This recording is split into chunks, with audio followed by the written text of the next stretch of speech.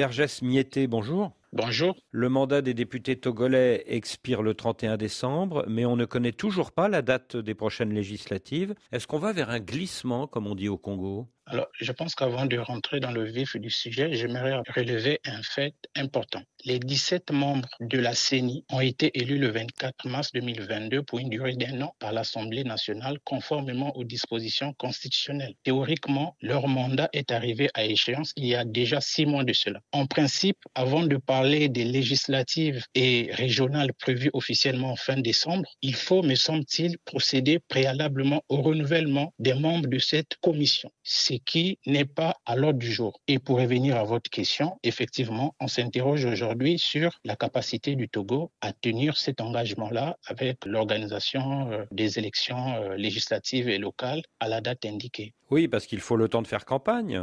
Effectivement. Donc on ne votera pas avant le 31 décembre. Au regard de la situation actuelle, il est peu probable que les élections se tiennent effectivement selon le calendrier constitutionnel. Alors, s'il y a glissement, ce sera une première dans l'histoire du Togo depuis l'arrivée au pouvoir de Faure Gnassingbé en 2005. Est-ce parce que le pouvoir ne veut plus d'aide étrangère pour financer les élections et est-ce parce qu'il manque d'argent ? Je pense que cette idée fait sens puisque, selon nos informations, selon nos sources à Lomé, le calendrier électoral n'est pas respecté pour 2 raisons essentielles. La première, c'est effectivement le coût financier de ces élections. J'ignore l'état réel de la trésorerie togolaise à l'heure actuelle, mais certaines sources évoquent des difficultés de trésorerie pour organiser efficacement les élections législatives et locales prévues cette fin d'année. Et la deuxième raison ? La deuxième raison, c'est la problématique du découpage électoral et le non-renouvellement des membres de la CENI. En 2018, l'opposition avait boycotté les législatives. Cette fois-ci, l'ANC de Jean-Pierre Fabre et la DMP de Brigitte Adjamagbo-Johnson disent vouloir aller à ce scrutin. Pourquoi ce changement de stratégie ? Ce qu'il faut dire, c'est que la C14, la principale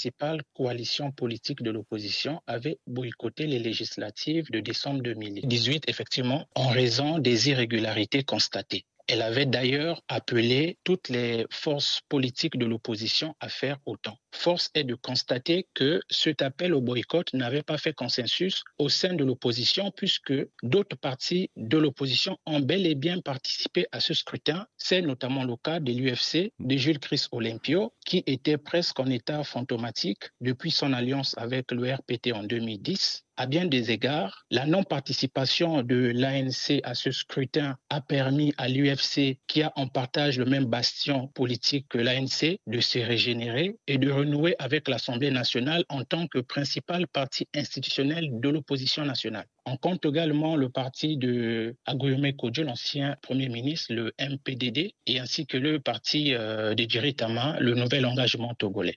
Et je pense que l'ANC et bien d'autres partis ont pu tirer des enseignements de ce boycott passé. C'est pour cette raison qu'ils ont décidé pour les législatives et locales à venir de participer activement et ont appelé leurs sympathisants à se mobiliser. Alors pour préparer au mieux ces législatives, l'opposition a fortement mobilisé ses partisans lors du dernier recensement de la population, c'était il y a 6 mois. Mais ce recensement fait polémique, pourquoi ? L'opposition dénonce les processus en cours parce qu'il y a eu des irrégularités. Plusieurs citoyens togolais n'ont pas pu s'enrôler. Oui, beaucoup d'opposants disent que les difficultés d'enrôlement, c'était dans le sud du pays, qui est comme par hasard le fief de l'opposition. Oui, tout à fait. Selon l'opposition, le but, c'est que ces populations-là ne participent pas véritablement au processus électoral, à la différence des Togolais de la région septentrionale, par exemple. Parce que, selon l'opposition, la forte participation des Togolais du Sud peut effectivement avoir des conséquences sur la primauté du parti au pouvoir. Et selon l'opposition, durant les processus d'enrôlement sur les listes électorales, tout est fait de manière à ce que certains Togolais du Sud ne puissent pas y participer. Il y a 1 mois, le fichier électoral issu de ce recensement a été audité par 3 experts de l'OIF, la francophonie, qui l'ont jugé fiable. Mais l'opposition crie au scandale. Pourquoi ? Mais en fait, l'opposition crie au scandale pour une raison simple, c'est que elle ne reconnaît pas la fiabilité des résultats officiels parce que les organes qui sont en charge des processus électoraux sont, selon l'opposition, inféodés au régime au pouvoir. Alors les experts de la francophonie disent qu'ils ont mené leurs activités d'audit en toute indépendance, en effectuant une analyse rigoureuse et objective, mais l'opposition réplique qu'elle ne savait même pas que ces experts étaient à Lomé le mois dernier. Alors qui a raison? Je pense que c'est quand même très discutable et surprenant que des experts internationaux interviennent dans le pays et que les responsables politiques de l'opposition estiment qu'ils n'avaient pas connaissance de leur présence et du travail qu'ils ont effectué sur le terrain. C'est quand même assez problématique.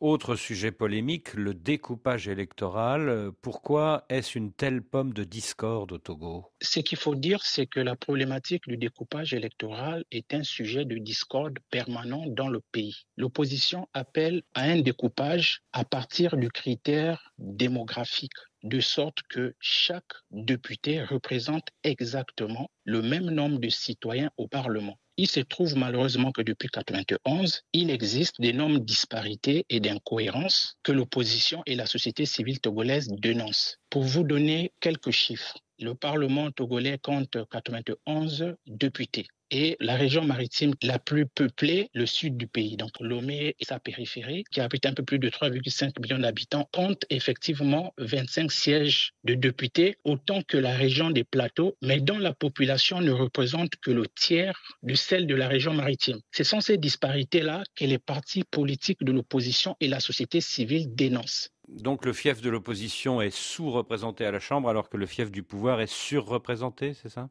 Effectivement. Je pense que c'est le nœud de discorde au Togo. Bergès Miyete, merci.